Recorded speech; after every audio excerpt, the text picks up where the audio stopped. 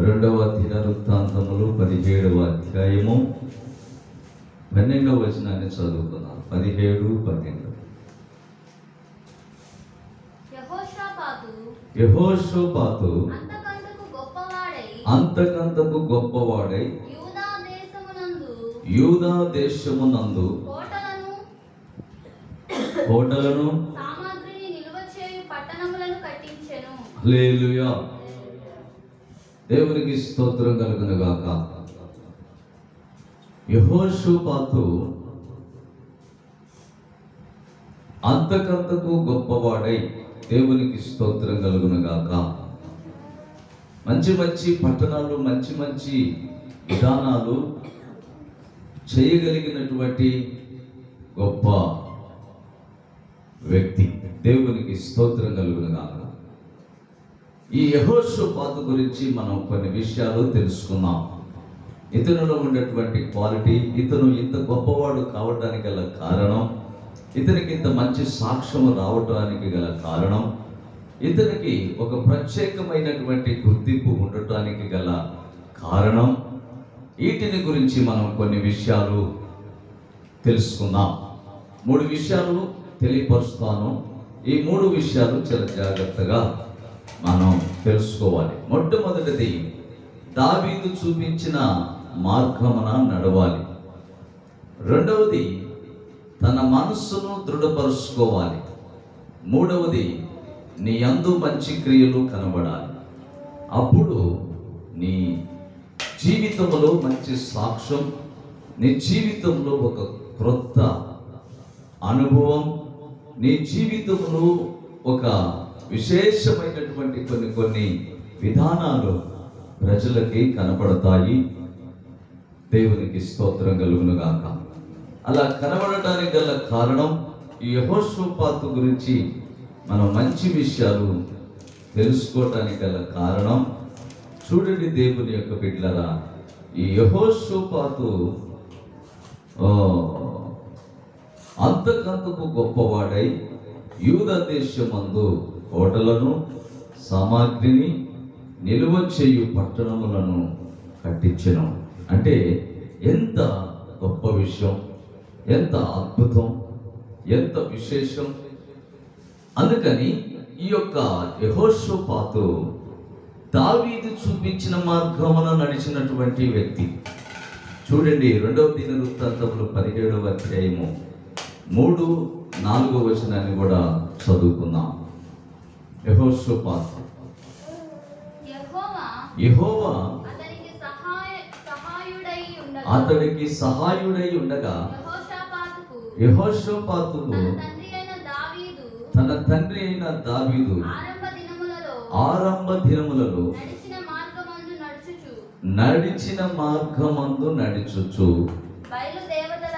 బయలు దేవతలను అతడు ఆశ్రయింపక తన తండ్రి దేవుని ఆశ్రయించుచు ఇశ్రాయేలు వారి చర్యలను వెంబడింపక హల్లెలూయా, దేవునికి స్తోత్రం కలుగునుగా. ఈ ఆజ్ఞలను పట్టి నడిచాను. అంతేగాని బయలుదేవత అనగా ఈ లోక సంబంధమైనటువంటి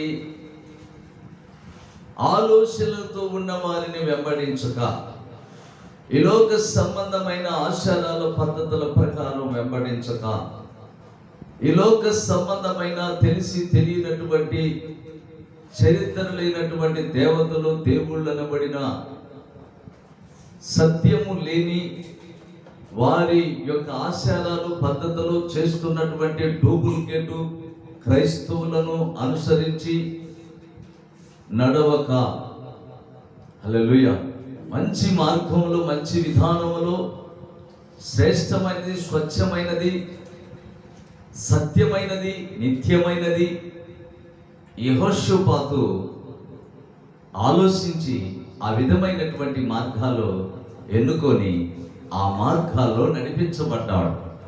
కనుక యెహోషాపాతుకి మంచి సాక్ష్యము కలిగి ఉండటం వలన ఉండటానికి గల కారణం ఏమిటంటే, దావీదు చూపించిన మార్గమున నడిచాడు. కనుకనే ఈ ఇంటున్నటువంటి ప్రతి ఒక్కరు కూడా ఆ మార్గమున నడవాలి. దావీదు చూపించిన మార్గమున నడిస్తే యెహోషాపాతుకి ఎంత సాక్ష్యం ఉన్నదో, యెహోషాపాతు ఎంత గొప్పవాడిగా ఎంచబడ్డాడో, అతని యొక్క సాక్ష్య విధానం ఎంత బాగున్నదో, అలాంటి మార్గములో నడవటానికి గల్లా కారుకులం అవుతాం. దేవునికి స్తోత్రం కలుగునుగాక. చూడండి, యోబు గ్రంథం 23:10 వాక్యాన్ని కూడా ధ్యానం చేసుకుందాం. ఇక్కడ యోబు ఏమని సాక్ష్యం ఇచ్చాడో, యెహోషాపాతు ఏమని సాక్ష్యం ఇచ్చాడో, వాళ్ళ యొక్క విధానాలు ఏ విధంగా ఉన్నాయో మనం గ్రహించుకొని గమనించుకొని ఆ మార్గాల్లో మనం నడుచుకోవాలి. అనేకులు మనల్ని శోధిస్తారు, అనేకులు మనల్ని ఇబ్బంది పెడతారు, అనేకులు అది కాదు ఇది కాదని మన యొక్క మనస్సును చెడగొడతారు. మన యొక్క మంచి విధానాన్ని తప్పించి ఈ లోక సంబంధమైనటువంటి పాప శాపం అనే విధానాల్లో మన యొక్క విశ్వాస జీవితాన్ని ఆపివేయటానికి అడ్డుపడుతూ ఉంటుంది అపవాది యొక్క ప్రజలు కూడా దేవుని యొక్క బిడ్డలకి అడ్డుపడుతూ ఉంటారు. అలా అడ్డుపడినప్పుడు అక్కడ ఏమని సాక్ష్యం రాయబడి ఉన్నదో చూద్దాం. 23వ అధ్యాయము 10వ వచనాన్ని చదువుకుందాం. యోబు గ్రంథం. నేను నడుచు మార్గము ఆయనకు తెలియను, ఆయన నన్ను శోధించిన తర్వాత నేను సువర్ణము వలె కనబడుతును. దేవునికి స్తోత్రం కలుగునుగాక. ఇక్కడ ఏమంటున్నాడంటే, నేను వెళ్ళు మార్గము నా దేవునికి తెలుసు, ఆయన నన్ను శోధించిన తర్వాత నేను సువర్ణము వలె కనబడుతును.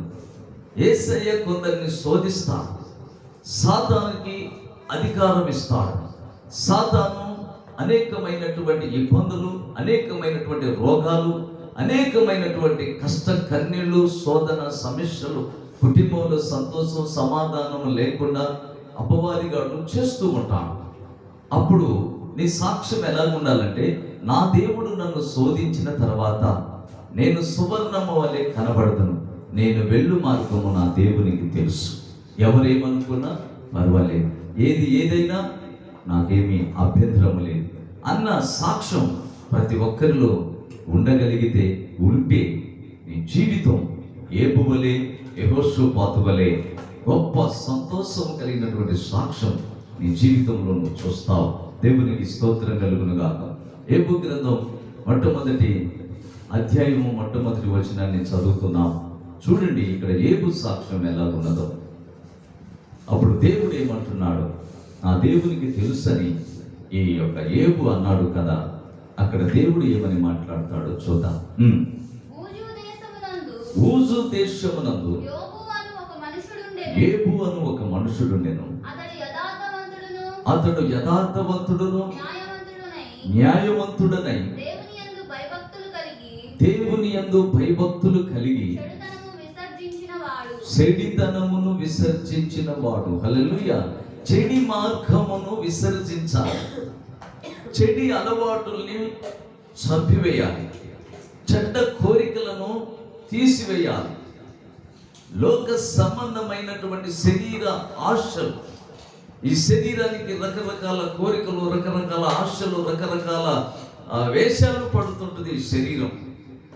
కనుక ఈ శరీరానికి సిలువేసింది అందుకే దేవునికి ఎవరు సిలువేయలేరు.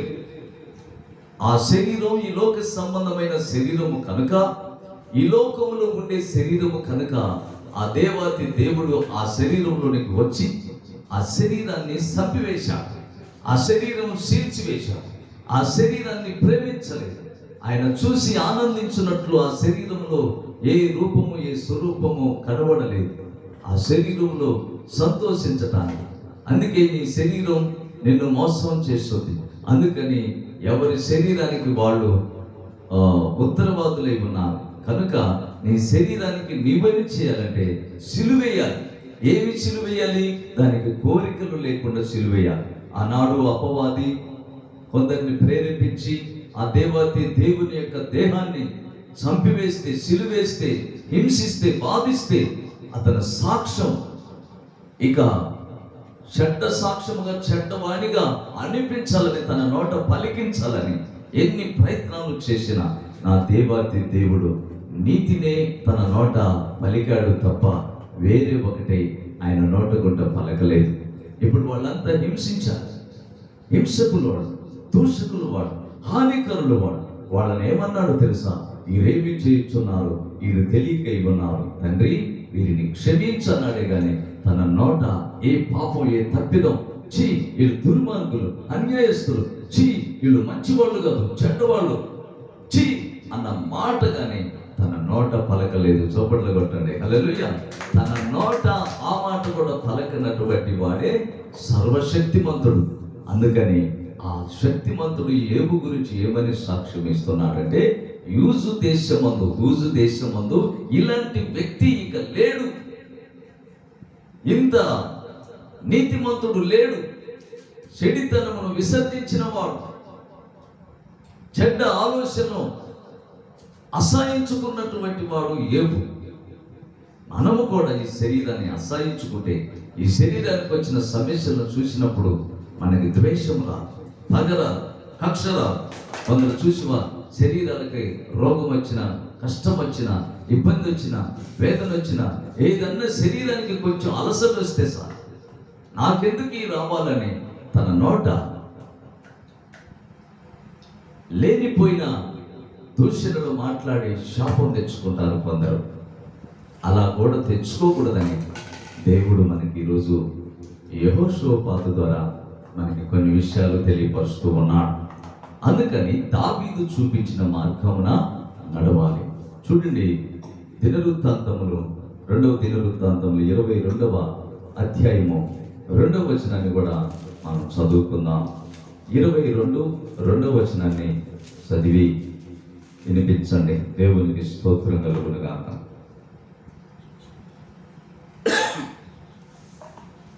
2వ దినవృత్తాంతములు 22వ అధ్యాయము 2వ వచనం.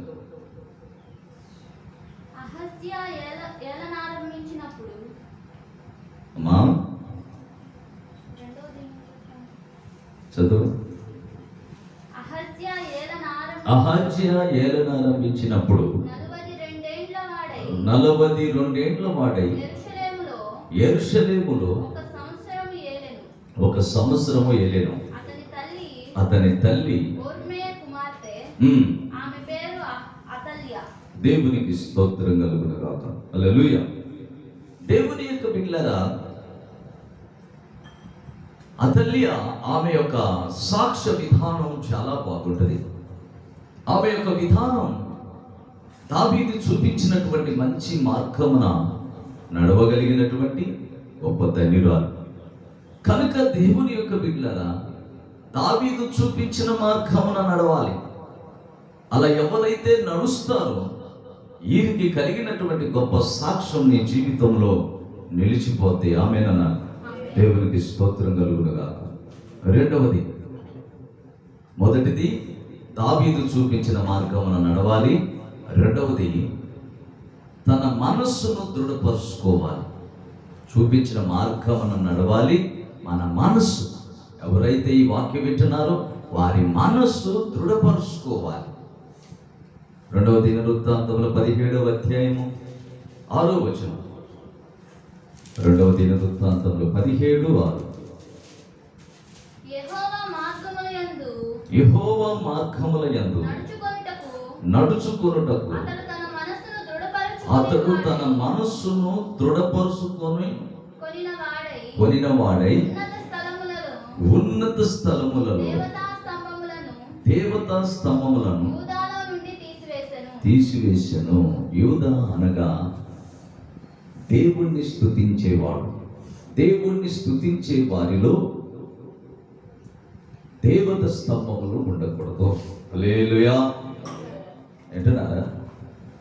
దేవత స్తంభములు ఉండకూడదు. దేవత స్తంభములు అంటే ఇంకా వేరే ఏదైనా సరే, ఇది బంగారమైనా సరే, వెండైనా సరే, నాణ్యాలైనా సరే, ఈ లోక సంబంధమైనటువంటి, ఈ లోకానికి ఇష్టమైనది అది ఏదైనా సరే మనకి ఇష్టంగా ఉండకూడదు. హల్లెలూయా.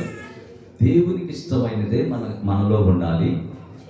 మనలో యూదా అను వారి మధ్యన దేవత స్తంభములు ఉండకూడదు. అది ఏదైనా సరే. హల్లెలూయా. చాలా మంది అనుకుంటారు, బొట్టు పెట్టుకోవచ్చా, బొట్టు పెట్టుకోకూడదా, గాజులు వేసుకోవచ్చా, గాజులు వేసుకోకూడదా, మెట్టలు వేసుకోవచ్చా, మెట్టలు వేసుకోకూడదా, తాలిబొట్టు కట్టుకోవచ్చా, కట్టుకోకూడదా, అలంకరణ చేసుకోవచ్చా అంటే ఈ అలంకరణకు సంబంధించినది దేవత స్తంభము అంటే అన్ని దేవతకు సంబంధించింది. ఈ లోక సంబంధమైనటువంటి దేవత ఈ లోకంలో ఉన్న వాటిని గొప్ప చేసి మనకు చూపించుంది. అందుకని మనకి ఈ లోకంలో ఏదైనా మనకి గొప్పగా ఏదైతే కనపడుతో అది లోక సంబంధమైన సాతాను సంబంధమైన దేవత స్తంభం. అలాంటిది యూదా వారిలో ఉండకూడదు. యూదావారు అనగా దేవుణ్ణి స్తుతించే ప్రతి ఒక్కరూ యూదావారే. వారు ఏ క్యాస్ట్లో నుంచి వచ్చినా, ఏ కులంలో నుంచి వచ్చినా, ఏ మతంలో నుంచి వచ్చిన వాళ్ళందరూ కూడా యూదా జనం. ఈ యూదా జనములో ఏముండకూడదు? దేవత స్తంభం ఉండకూడదు. అది ఏ దేవత స్తంభమైనా సరే. హల్లెలూయా. నిన్ను నీవు ప్రేమించుకున్నా కూడా అది ఒక దేవత. ఆ స్తంభం నీలో ఉండకూడదు, తీసివేయాలి. మనల్ని మనం కూడా ప్రేమించుకోకూడదు. దేనిని ప్రేమించకూడదు, దేవుడిని ప్రేమించాలి. దేవుడు మనకి ఇచ్చిన వాటిని మాత్రమే ఐటితో మనము కలిగి ఉండాలి. సపట్లు కొట్టలే. హల్లెలూయా. దేవుడు మనకి ఇచ్చిన వాటి అందే మన మనస్సు నిలుపుకోవాలి. నీకు కలిగిన వాటి అందే జాగ్రత్త కలిగి ఉంటుంది. లేని వాటి కొరకు ఆశిస్తే అది ఒక దేవత స్తంభం. దేవునికి స్తోత్రం కలుగునుగా. హల్లెలూయా.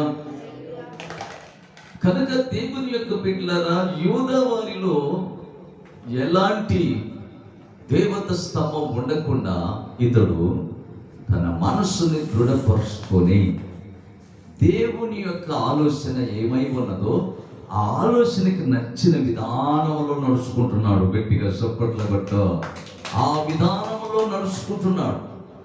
ఆ విధమైన మనస్సు మనకు ఉండాలి.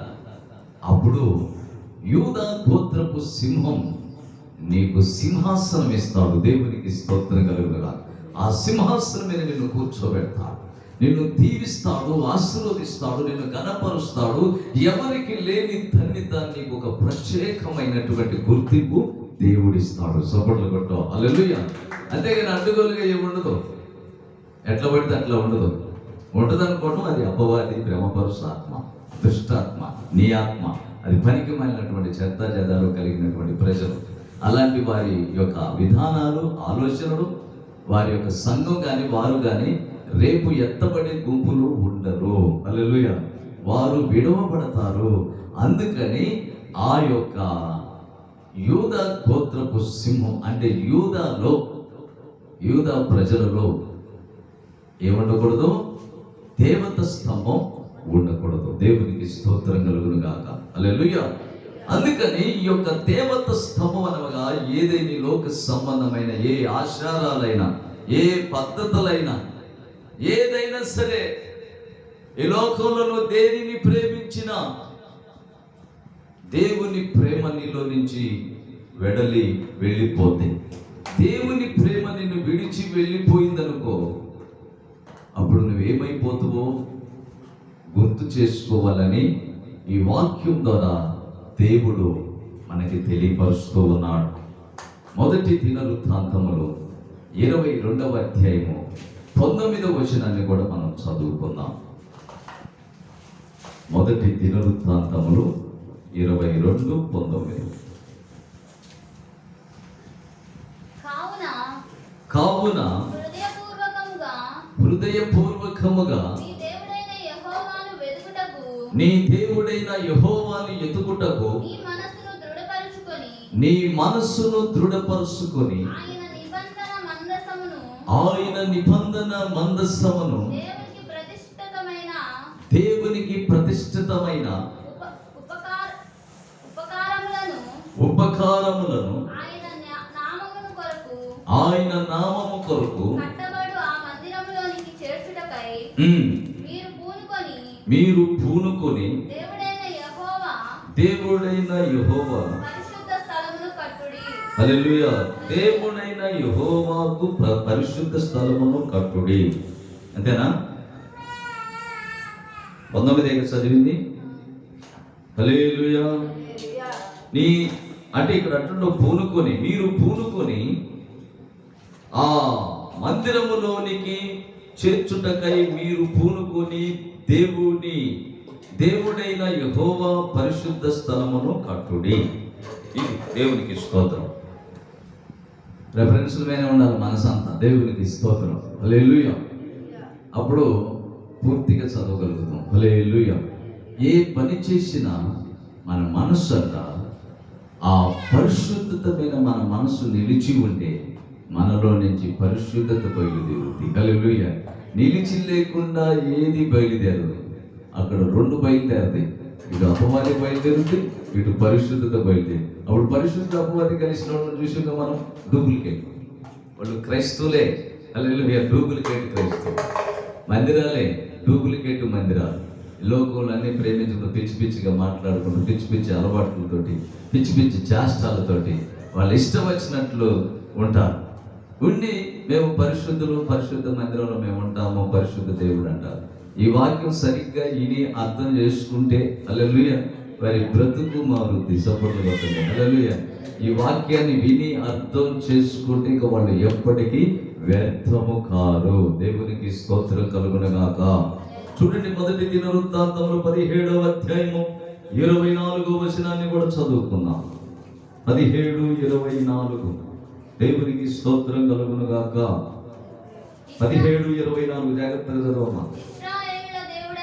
ఇశ్రాయేలీయుల దేవుడైన సైన్యములకు అధిపతియగు యెహోవా ఇశ్రాయేలీయులకు దేవుడై ఉన్నాడని ఈ పేరు ఎన్నటికీ ఘనపరచబడునట్లు నీవు సెలవిచ్చిన మాట. ఆమేన్. హల్లెలూయా. ఆ మాట నిశ్చయముగా స్థిరపరచబడును గాక. దేవునికి ఇచ్చిన మాట, దేవుని యొక్క మార్గాల్లో నిన్ను నీవు దృఢపరుచుకోవాలి. మొట్టమొదటి ఏం చెప్పాను? దావీదు చూపించిన మార్గమున నడవాలి. రెండవది తన మనస్సును దృఢపరుచుకోవాలి. మనసే మన జీవితాన్ని చెడగొట్టేది. మనస్సుని మంచిగా ఉంచుకోవాలి. మంచి మనస్సు కలిగి ఉండాలి. మన మనసు మంచి మనసు కలిగి ఉండాలంటే, మన మనసుకి మనకి మంచి పేరు రావాలంటే, మంచి సాక్ష్యం రావాలంటే, మంచివారు అని అనిపించుకోవాలంటే, నీ సాక్ష్యం బాగుండాలంటే, నీ కుటుంబం బాగుండాలంటే, నీ విధానం బాగుండాలంటే, నీ నడవడి బాగుండాలంటే ఏం చేయాలి? నీ మనస్సును దృఢపరుచుకోవాలి. ఎవరి మనసు అయితే దృఢపరుచుకొని దేవునికి వారిని అప్పగించుకుంటారో వారి గురించి దేవుని యొక్క వాక్యం, దేవుడు మనతో నిబంధన చేస్తున్నాడు, సాక్ష్యం చెప్తున్నాడు. దేవుని వాక్యం మనకి ఉన్నదన్నట్లు మనకి ఆ పరిశుద్ధాత్ముడు మనకు తెలియపరుస్తున్నాడు. దేవునికి స్తోత్రం కలుగునగాక. దేవుని యొక్క బిడ్డలారా, తన మనస్సుని ఎవరైతే దృఢపరుచుకుంటారో, మనస్సునగా దేవునిలో, ఈ లోకం మీద దేని మీద దాని మీద వదలకూడదు, వదిలిపెట్టకూడదు. మన మనసును బయటకు వచ్చిందా అని బయట వాళ్ళు ఎవరైనా అనరు. బయట వాళ్ళు అంటే ఏమంటే నీ మనసు నిలుసుద్దే, ఒప్పుకుంటుందా? ఎవరి మనసుకు వాళ్ళే హల్లెలూయా, ఎవరి మనసుకు వాళ్ళే సాక్ష్యం. దేవుడు చెప్తున్నాడు, నీ మనసుకు నీవే అనడు. నీ బాగుకు నీవే, నీ బ్రతుకుకు నీవే, నీ ఆశీర్వాదాలకు నీవే, నీ సాక్ష్యాన్ని నీవే కాపాడుకోవాలి, దృఢపరుచుకోవాలి. నీ యొక్క దేహం నరకంలో పడకుండా కాపాడుకోవటానికి నీ మనస్సును దృఢపరుచుకోవాలి. హల్లెలూయా. నీ మనస్సును అలా దృఢపరుచుకున్నప్పుడు ఏం జరుగుతుందంటే నీ సాక్ష్యం బాగుంటుంది, నీ విధానం బాగుంటుంది, నీ నడవడి బాగుంటుంది, నీ ఉద్దేశాలు బాగుంటాయి, నీ క్రియలు బాగుంటాయి. నిన్ను చూసిన వారు నీకు నమస్కారం చేయాలని వారు అనుకుంటారు. అది ఎక్కడి నుంచి వచ్చిందంటే నీ మనసుని దృఢపరుచుకున్న దాన్ని బట్టి ఇది జరుగుద్ది. హల్లెలూయా. తన మనస్సుని ఎవరైతే దృఢపరుచుకుంటారో వారి గురించి మంచి విషయాలు మనం ఈ యొక్క పరిశుద్ధ గ్రంథంలో చదివాం. కనుక దేవుని యొక్క బిడ్డలారా, దావీదు చూపించిన మార్గమును నడవాలి. రెండవది, తన మనస్సును దృఢపరుచుకోవాలి. యెహోషాపాతు దావీదు చూపించిన మార్గమును నడిచాడు. అందుకే అతను మంచి మంచి పట్టణాలు కట్టించాడు. ఆయన చేస్తున్న ప్రతి పని ప్రజలకు బాగుంది, దేవునికి సంతోషంగా ఉంది. మనం చేసే ప్రతి పని వాస్తవమై ఉండాలి. మన పనిలో ఎక్కడ కూడా పొరపాటు కనపడకూడదు. మనం చేస్తున్నటువంటిది, మనం కట్టించిన బిల్డింగ్ అయినా, మనం కట్టించిన మందిరమైనా, మనం నడిపిస్తున్నటువంటి మనుషులైనా వారు ఎప్పటికీ తొట్టిల్లకూడదు. అందుకే యూదా వారిలో దేవత స్తంభాన్ని తీసివేశాడు యెహోషాపాతు. దావీదు చూపించిన మార్గంలో నడిచాడు. హల్లెలూయా! ఎంత గొప్ప ధన్యత! అలాంటి వారిని మనం చూసుకోవాలి, పరిశుద్ధ గ్రంథంలో చదువుకోవాలి. ఎవరు మంచి మార్గంలో నడిచారు, ఆ విధము నాకు కావాలి. అలా నేను ఉండలేకపోతున్నాను. పరిశుద్ధాత్ముడా, నన్ను దర్శించు, నన్ను తాకు, నీ ఆత్మ ద్వారా నాకు గొప్ప కార్యము చేయి, నువ్వు నన్ను నడిపించు. నేను ఏమైనా తేడా పడితే నన్ను సరిచేయి. అడిగితే చాలు, దేవుడు సరిచేస్తాడు, ఆయన సమకూరుస్తాడు, ఆయన సిద్ధపరుస్తాడు. యోబుని గురించి చూశాము, ఇంకా ఒక స్త్రీ గురించి చూశాము, యెహోషాపాతు గురించి చూశాము. ఇలాగ పరిశుద్ధ గ్రంథంలో ఇంకా చాలా మంది ఉన్నారు. మంచి విధానములో మంచి సాక్ష్యము కలిగి నడుచుకున్నవారు. ఈ లోకంలో పుట్టిన ప్రతి మనిషి పాపియే. ప్రతి మనిషి, ఎవరు కూడా ఈ లోకంలో పుట్టిన వారు నీతిమంతులు కాలేరు. ఆ నీతిమంతుడైన ఆ దేవాతి దేవుడి లోకానికి దిగివచ్చి ఆయన నీతిమంతుడై ఉండి అనేకులను నీతిమంతులుగా తీర్చాడు. ఆయన అనేకులను నీతిమంతులుగా తీర్చడానికి గల కారణం ఏమిటంటే, ఆయనకు అప్పగించుకున్న వారిని మాత్రమే ఆయన తీర్చిదిద్దాడు. ఆయనకు అప్పగించుకోవటం అంటే ఆయన చెప్పిన మాటకి లోబడటం, ఆయన విధానంలో నడవటం, ఆయన చూపించిన మార్గంలో నడవటం, ఆయన ఏమైతే చెప్పాడో చెప్పిన దాని ప్రకారం నడవటం. ఏదైతే కాదన్నాడో, కాదన్న దాన్ని కాదనుకున్నటువంటి ప్రజలు, వారు నీతిమంతులుగా తీర్చబడ్డారు, వారు నీతిమంతులని పిలువబడ్డారు. మూడవది, 2వ దినవృత్తాంతంలో 19వ అధ్యాయము 3వ వచనం, నీ యందు మంచి క్రియలు కనబడాలి. హల్లెలూయా! మంచి క్రియలు కనబడాలంటే దావీదు చూపించిన మార్గమున నడవాలి, తన మనస్సును దృఢపరుచుకోవాలి. నీ యందు అప్పుడు మంచి క్రియలు కనబడతాయి. అంటే నీ యందు మంచి క్రియలు కనబడాలి. అప్పుడు యెహోషాపాతు, యోబు, వీళ్ళ సాక్ష్యం ఏ విధమై ఉన్నదో పరిశుద్ధులు మనకు ముందున్నటువంటి వారు అలాంటి గొప్ప సాక్షులుగా మనం కూడా ముద్రించబడతాం. చదవమా. అయితే దేశములో నుండి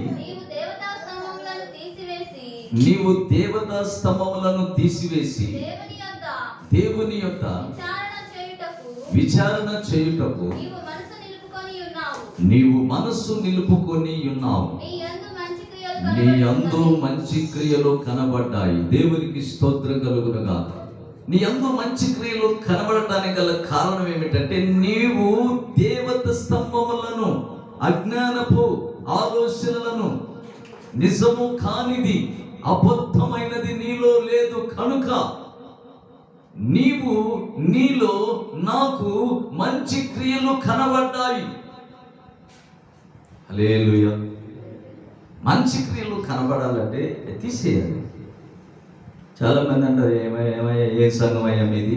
పెంతెకోస్తట, గాజులు వద్దంట, బొట్టు వద్దంట, బంగారం వద్దంట, కాళ్ళ మెట్టలు వద్దంట, నడువు అడ్రంగం వద్దంట, డిస్కో చీరలు వద్దంట, డిస్కో రంగులు వద్దంట, తలకు రంగులు వద్దంట, ఏదొద్దంట. ఏంటండి ఇదే సంఘం అండి? ఇదేరా బాబు నిజమైన సంఘం. దేవునికి స్తోత్రం.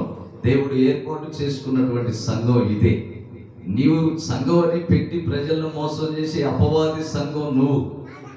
అందుకని దేవుని యొక్క బిడ్డలారా, అపవాది సంబంధులు ఎవరో, దేవుని సంబంధులు ఎవరో, అపవాదిని సంతోషింపజేసే వాళ్ళు ఎవరో, దేవుణ్ణి సంతోషింపజేసే వాళ్ళు ఎవరు? అపవాది అనగా అజ్ఞానమే అపవాది. తెలిసి తెలియని వాటిని పట్టుకొని నిజమని నమ్మి ఇది దేవుడే, ఇది దేవుడే, ఇది దేవుడే అని చెప్పారు అనుకోవడం తప్పు కదా. ఏది పడితే హల్లెలూయా. దేన్ని పడితే దాన్ని, దేవుడు కాని దాన్ని, నిజము కాని దాన్ని, అబద్ధం, మోసం, కోరికలు ఉన్నవాడు దేవుడు ఎట్టయితడు? ఈ లోకంలో దేవునికి కోరికలు ఉన్నటువంటి దేని మీద పడి దాని మీద, గాజుల మీద, బొట్ల మీద, రాళ్ళ మీద, బంగారం మీద, వజ్రాల మీద, రంగుల మీద, డిస్కోల మీద, ఈ లోక సంబంధమైనటువంటి సినిమా వేషధారులైనటువంటి సినిమా భోగాలు, ఇలాంటి వాటి మీద మనసు పెట్టి ఇది కూడా దేవుడేనని చెప్పనేవాడు అజ్ఞానుడు.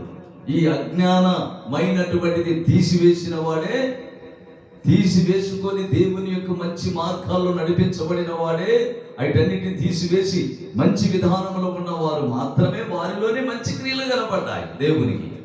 వారు మంచివాళ్ళు. దేని బడి దాన్ని ప్రేమించి లోకంలో దేని బడి దాన్ని ఇది మంచిది ఇది మంచిది, దేని బడి దాన్ని నమస్కారం చేసేవాడు ఎంతలో తెలియగలవాడు. అలాంటి వాళ్ళని బట్టి నడుచుకునేవాడు వాళ్ళు ఎంతలో తెలియగలవాడు. తిక్కలోడు కాకపోతే దేవునికి స్తోత్రం కలుగును. జ్ఞానం కలిగిన వాడు ఈ యొక్క మంచి మార్గంలో నడిపించబడతారు. కొంతమంది అంటారు గాజులు ఏమంటం వచ్చింది, బొట్టు ఏమంటం వచ్చింది, బంగారం ఏమంటం వచ్చింది దేవునికి.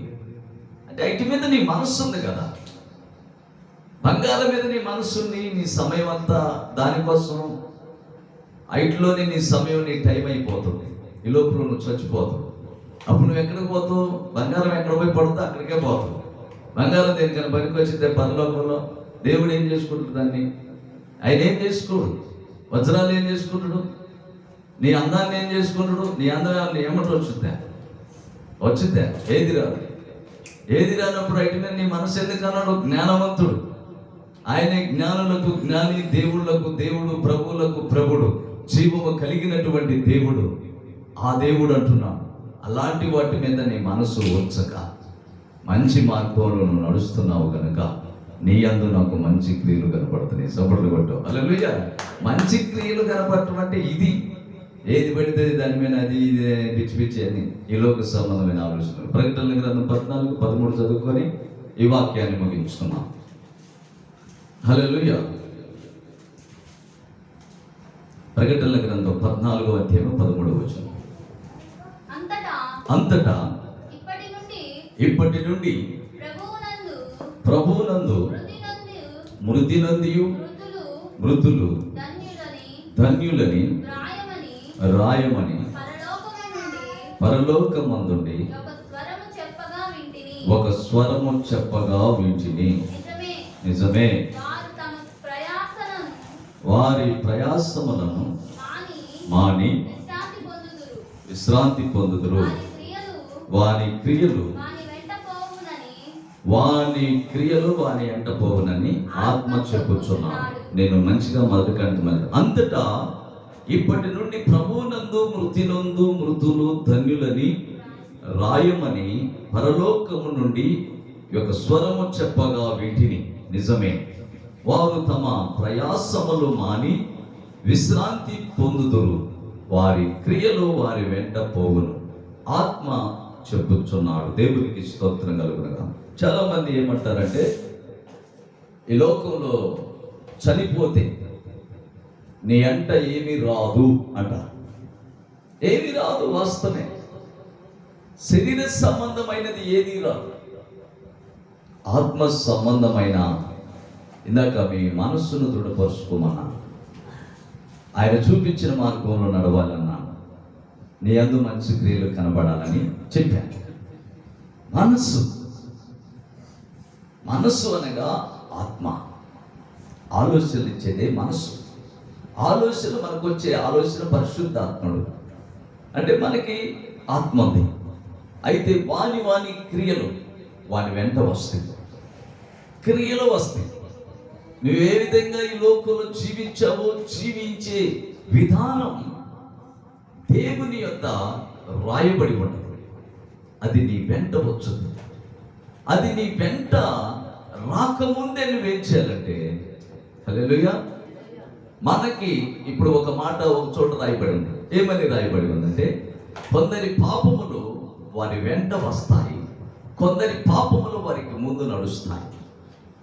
ఇప్పుడు మనకున్నటువంటి మన పాపముల మనకు ముందు నడిచి ప్రభు యొద్దకి వెళ్ళి ఒప్పుకోవాలి. ఇక నేను, హల్లెలూయా, నేను పాపిని, ద్రోహిని, దొంగని, నేను మంచి వ్యక్తిని కాదు అనేది పాపం. ఈ పాపం ముందు పోయి ఒప్పుకోవాలి. ఒప్పుకున్న పాపం క్షమించబడదు. ఒప్పుకోని పాపం వెంటొచ్చుంది. అది నిన్ను నరకానికి తీసుకుపోయింది. దేవునికి స్తోత్రం కలుగునుగా. హల్లెలూయా. ఒప్పుకొని పాపం వెంటొచ్చుంది. అందుకని కొందరి పాపములు ఒప్పుకుంటా విడిచిపెడతారు. కొందరు పాపములు ఒప్పుకోరు, విడిచిపెట్టరు. ఆ పాపాలను ఎప్పుడు కావాలని కోరుకుంటారు. అవి వెంట వస్తాయి. అవి మనిషిని నరకానికి తీసుకుపోతాయి. దేవునికి స్తోత్రం కలుగునుగా. హల్లెలూయా. అందుకని మనం ఏం చేయాలంటే దేవుని యొక్క బిడ్డలారా, పాపాన్ని, అతిక్రమములు దాచిపెట్టువాడు వర్ధిల్లడు. వాటిని ఒప్పుకొని విడిచిపెట్టిన వాడు వర్ధిల్లుతాడు. వర్ధిల్లుతురు అంటే ఎప్పుడు ఉంటారు. వీళ్ళు ఉండరు, వీళ్ళు నరకానికి పోతారు. ఇప్పుడు మనకి ఏది కావాలి? హల్లెలూయా. ఆ క్రియలు నీ ఎమ్మటి రావాలన్నా అవి రాకముందే ఒప్పుకొని విడిచిపెట్టి జోలి పోకుండా ప్రభువులో మనం ఉండాలి. ఏది మంచిది చెప్పండి మీరు? హల్లెలూయా చెప్పాలా? హల్లెలూయా. ఏది మంచిది సాగర్ చెప్పు? మనం ఎమ్మటో వచ్చే పాపాలు మనం మోసం చేస్తాం. వాటిని మనం గుర్తు చేసుకుంటే వాటి మీద మనకి ఆశలు ఉండకూడదు. దానివల్ల ఉపయోగం లేదు. ఉపయోగం లేని వాటి గురించి ఉపయోగం ఉండవు. అవి ఏం చేస్తాయి? మోసం చేస్తాయి, మనల్ని చంపేస్తాయి. అప్పుడే మనకి శత్రువులు కదా, వ్యతిరేకులు కదా. అప్పుడు వ్యతిరేకమైన వాటితో మనకెందుకు? అంతేనా? మనకి మంచిది కావాలి, మంచివారు కావాలి, మంచి దైవత్వం కావాలి. అప్పుడు మనం ఏం చేయాలి? పాపాలు అంటే క్రియలు, వాని క్రియల చొప్పున తీర్పు తీరుస్తాం. అందుకని కొందరి పాపములు వారి వెంట వస్తాయి. హల్లెలూయా. అందుకని ఈ లోకంలో మనం ఏమి తీసుకోము కానీ